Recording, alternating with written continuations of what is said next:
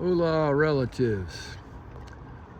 Sitting here in Sausalito, California, looking at the sacred mountain, Tamalpais. My Pomo Miwok friends told me that it's Coyote's Roundhouse up there in the top, and it's not respectful to go up to the top of the summit, except for the shaman workers when they're called by spirit to go up there.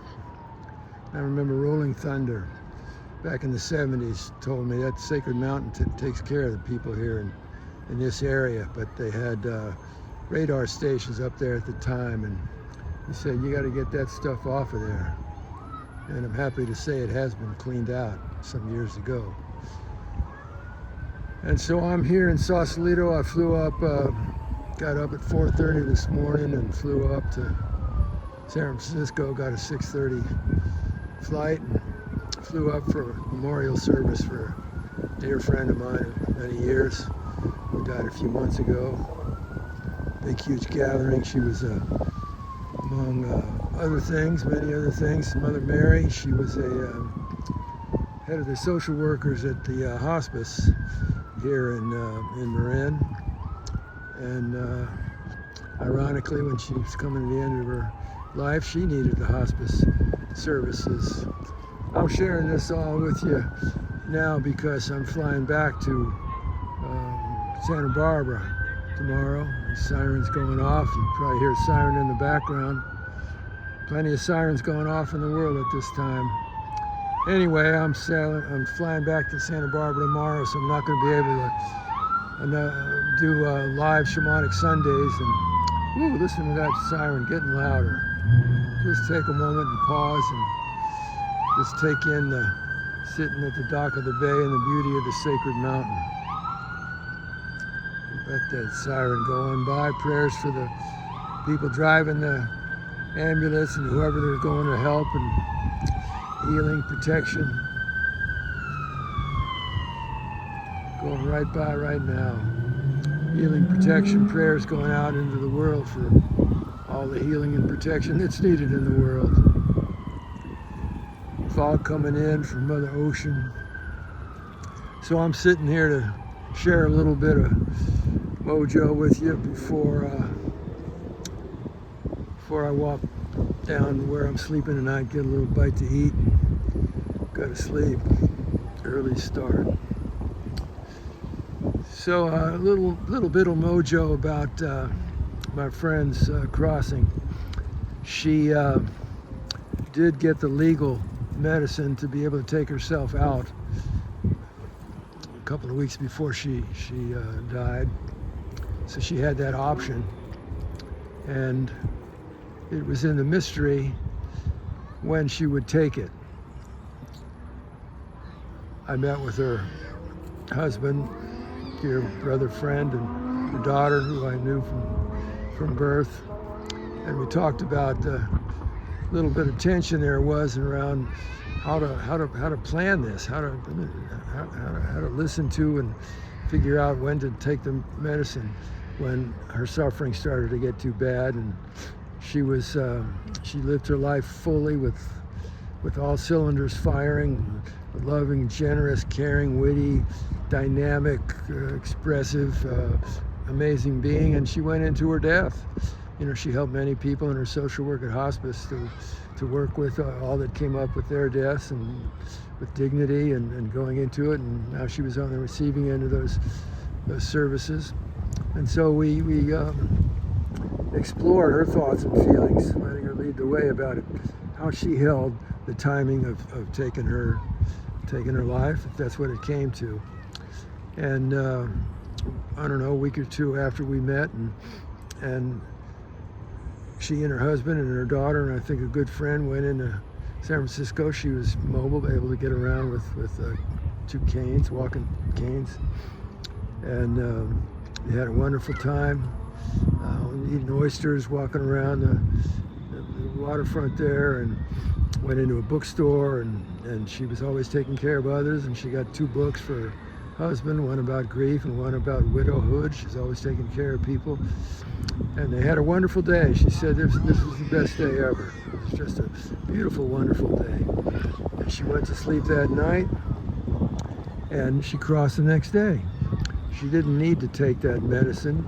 And the reason she didn't need to take that medicine was she was the medicine. Courageous,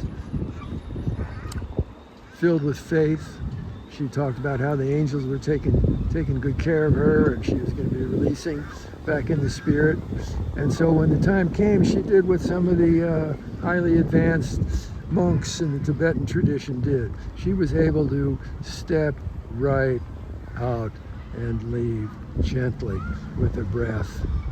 And so I share that with you, who's ever listening, with the adage that an understanding, and at some point you, any of us might be making those own kind of decisions about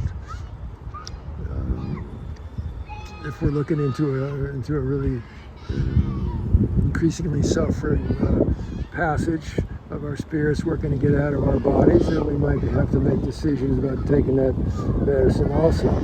And with my friend Mary's teaching that if we live our lives fully enough from our hearts with our integrity, with soul, compassion, with generosity, with love, and caring for others, and being a channel for healing light and love out in the world, and just squeezing all the juice out of life that we can in a good way, enjoying ourselves and celebrating, honoring the dignity and everybody. And we keep our hearts open, then we might be able to not have to take that physical medicine. If we do, we need it. Okay, go ahead. Sacrament, helping us to release our spirits from our physical bodies and return home into the Great Spirit. And we might not need to take the medicine, because if we live and face our death and all that comes up with it, and work with it in a skillful, conscious way, like Sister Mary did, then we might be able to connect with that place of peace and strength inside of us, like that mountain out there, that sacred mountain. And gratitude to you, Mount Tamalpais, and the spirit of the mountain there, and all the live. Prayers for your protection, all of your people, and thank you for your protection of the people here in the Bay Area, and for the beauty of you. And may all of us on this day of being alive, with gratitude, we can see Father Sun about getting covered up with the fog people coming in from Mother Ocean, and over on the other side of those hills, Mother Ocean, and here's some houseboats, and here's an entry into the bay, San Francisco Bay, and a sacred mountain.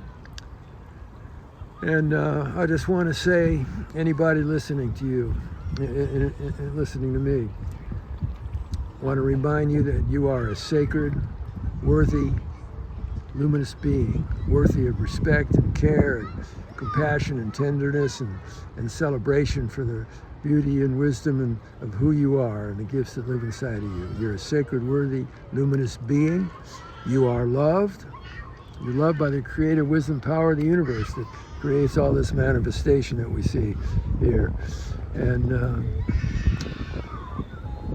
you are love. At the deepest level essence of our being, beneath physical body, identity, through ego, the essence of our being is love.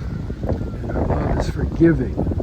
So the mantra, prayer, wake up, wise up, live, love, alive in 2025. Wind's picking up, fog's coming in stronger. I'm getting cold, so I'm going to go, and you'll be getting this on, I'll send it to Kimberly, and she'll get it out somehow, hopefully. And thank you for your listening, thank you for your caring, thank you for you, and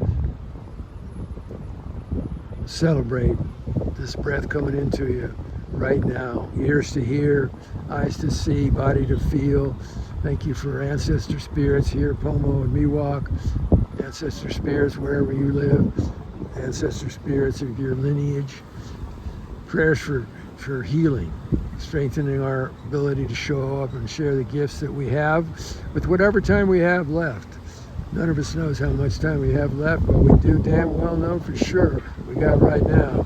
And so this is the best time to open up our hearts, open up our eyes, see through the illusion of separation, open up the doorway on top of our heads, our kopavi, to our Almakua, higher self, Tantema, Sky Father, the gifts that come from Mother Earth, the gifts from being, the gift of an incarnation living in this beautiful world that we get to live in. So take good care of yourself, and remember, you are a blessing. So go ahead out there and get on with bringing your soulful self through. Healing of the sacred who. May it be so. Aho.